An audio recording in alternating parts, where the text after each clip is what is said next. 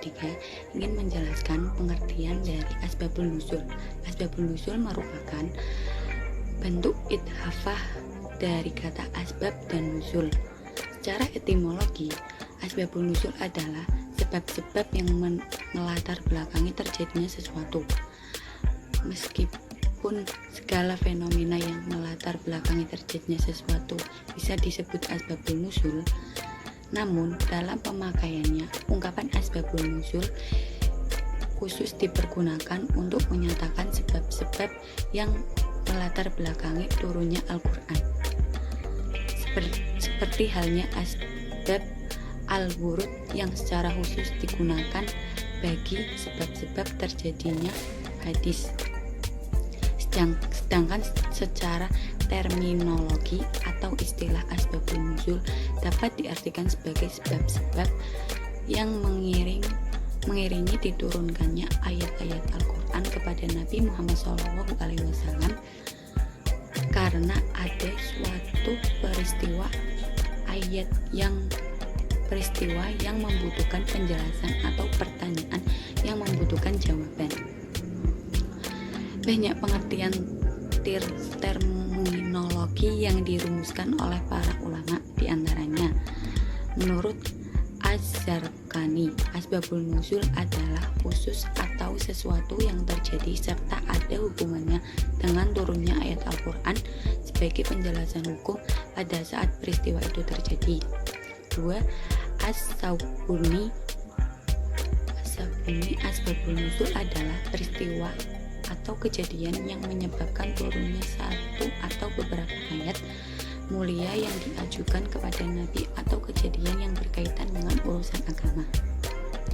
Ketiga, subhai salih, asbabul nuzul adalah sesuatu yang menjadi sebab turunnya satu atau beberapa ayat Al-Quran. Ayat-ayat tersebut terkadang menyiratkan peristiwa itu sebagai respon atasannya atau sebagai penjelasan terhadap hukum-hukum di saat peristiwa itu terjadi.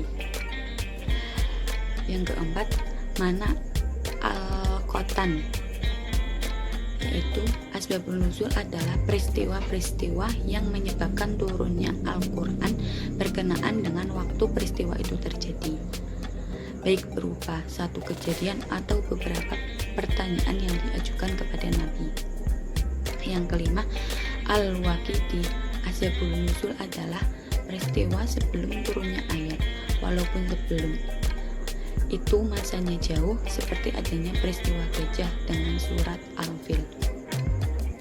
Bentuk-bentuk peristiwa yang melatar belakangi turunnya Al-Quran itu sangat beragam, diantaranya berupa konflik sosial seperti ketegangan yang terjadi antara suku Aus dan suku Hazrat, kesalahan besar seperti kasus salah seorang sahabat yang mengimani sholat dalam keadaan mabuk, dan pertanyaan-pertanyaan yang diajukan oleh salah seorang sahabat kepada Nabi, baik berkaitan dengan sesuatu yang telah lewat atau yang akan terjadi.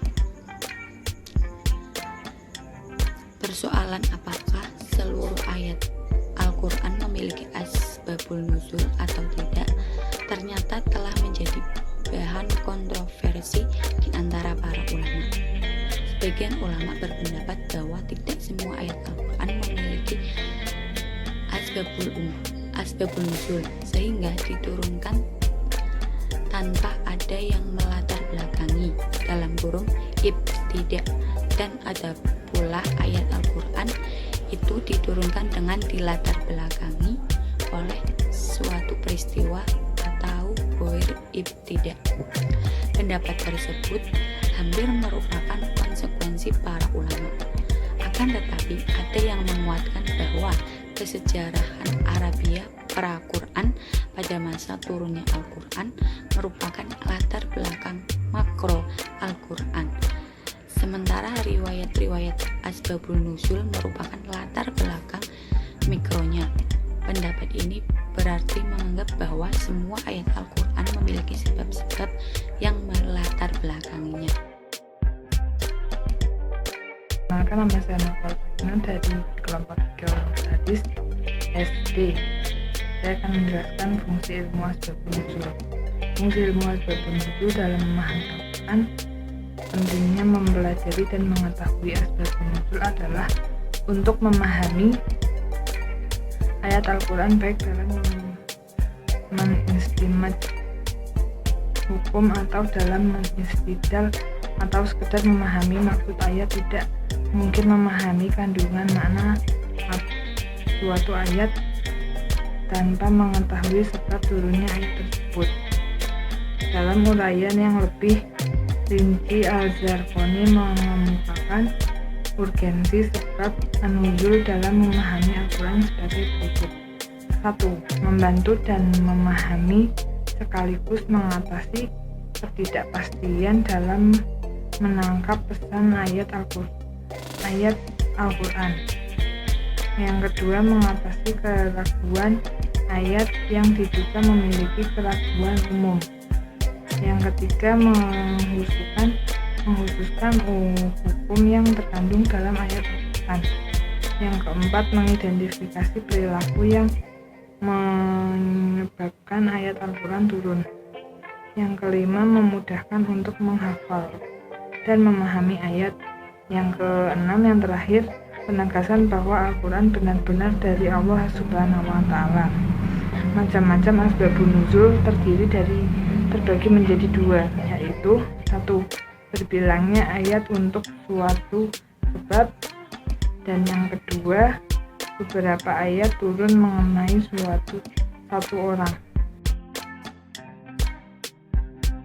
Macam-macam asbabun nuzul, ungkapan-ungkapan yang digunakan para sahabat untuk menunjukkan sebab turunnya Al-Quran tidak selamanya sama. Ungkapan-ungkapan itu ada beberapa bentuk sebagai berikut. A. Sebab al-nuzul disebutkan dengan ungkapan yang jelas. B.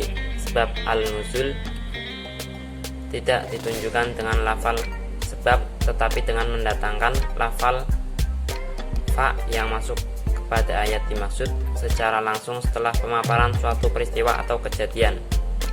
C. Sebab al-nuzul dipahami secara pasti dari konteksnya. D.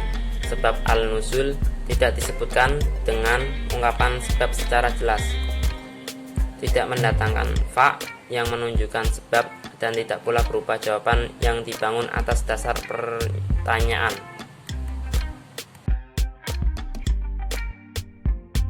Mempelajari asbab al-nuzul secara terinci, Al-Zarqani menyebutkan 7 macam kegunaan atau manfaat asbabul nuzul sebagai berikut.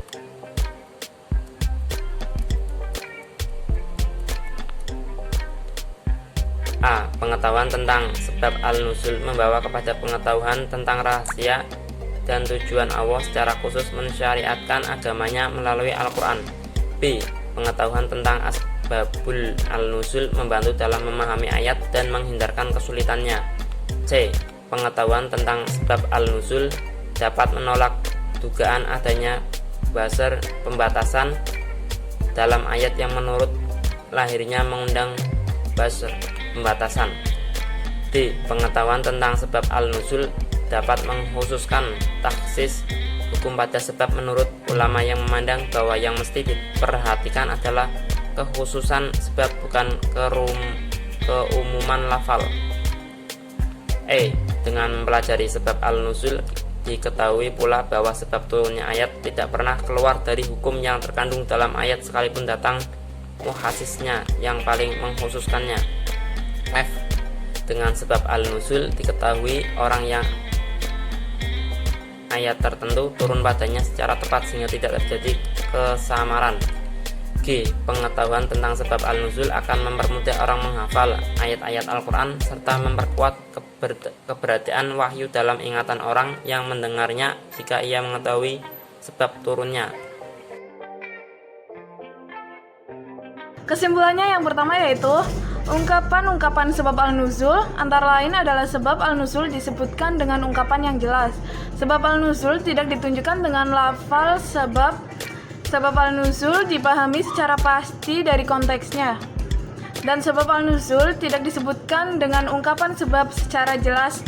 tidak dengan mendatangkan ko yang menunjukkan sebab, dan tidak pula berupa jawaban yang dibangun atas dasar pertanyaan.